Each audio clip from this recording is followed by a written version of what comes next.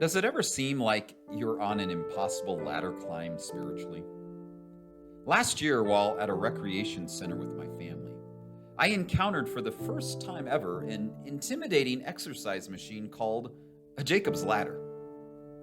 Ever eager for a challenge, I strapped on the resistance belt and started scaling the rungs. The faster and higher I climbed, the more the resistance level increased.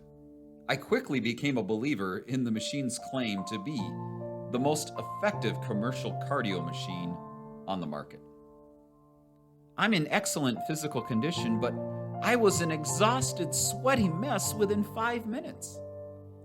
As I stepped down, the stats panel, displaying the insignificant number of rungs I had managed to climb, made me feel even worse about my feeble efforts. As I sat there catching my breath, I thought about the futility of attempting to ascend by our efforts into the presence of God. Like my experience with Jacob's Ladder, step by step, rung after rung, the impossible ascent of every self-salvation or self-exaltation project ends nowhere other than in defeat.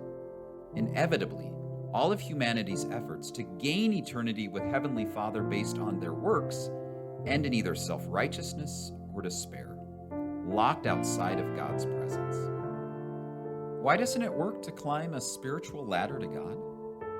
Climbing step by step, commandment by commandment, covenant by covenant, doesn't work because the distance between God and us is too great. We are too sinful and He is too holy. For someone to make their way to God based on their own works, they would have to be perfect in thoughts, in words, and in actions every moment of their entire life.